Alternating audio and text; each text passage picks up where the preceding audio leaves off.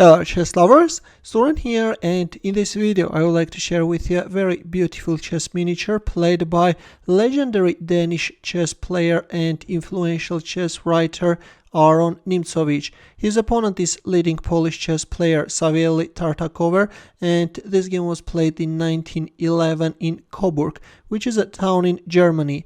But before starting our game, as usual, would like to warm up your brain. Please take a look at this position and try to find the mating line for white. I will wait for your answer in the comment section.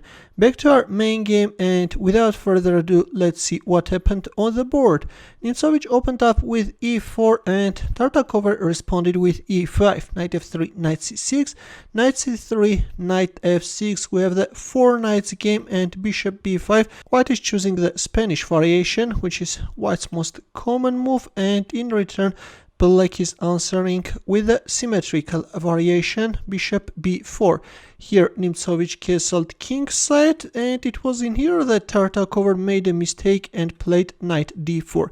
Instead of knight d4, it was better simply to castle kingside, but in our game we have knight d4. Here comes knight takes d4, e takes d4 and e5, and already yes, Black is facing some problems. D takes c3 was played, d takes c3.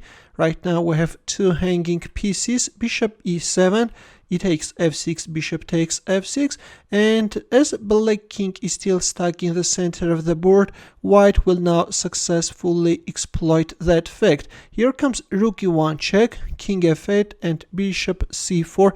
The threat is queen d5 with a mating threat. Here Tartakower played d6, after which Black's position collapses very quickly. Well, c6 could have prolonged Black's resistance, although after queen d6 check, bishop e7, White can go for a beautiful exchange sacrifice and then play bishop f4, and yes, in the end of the day, White stands much better. Then the rook is coming and then bishop takes f7. Yes, White stands much better and there are a lot of problems in Black's camp. But in our game, after bishop c4 we have d6 and queen h5. g6, Black is neutralizing the mating threat, but this time is weakening the dark squares.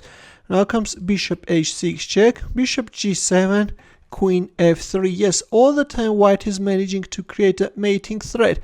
Queen d7, which allows White to checkmate Black king in 4 moves. Although if move like bishop f5, then again this won't help Black. This time queen d5 is coming. If queen d7, then White queen can start munching Black pawns, and yes, again White is winning.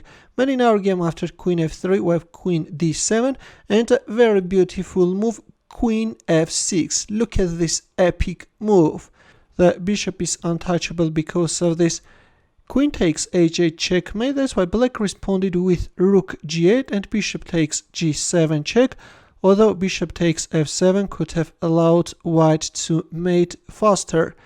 If bishop takes h6, then bishop d5, discover check, and then queen takes f7, checkmate. Or if queen takes f7, then queen d8 check, and then queen takes e8, checkmate. In our game, after rook g8 we have bishop takes g7 check, rook takes g7, and finally we have this bishop takes f7 sacrifice, after which Savielly Tartakower resigned.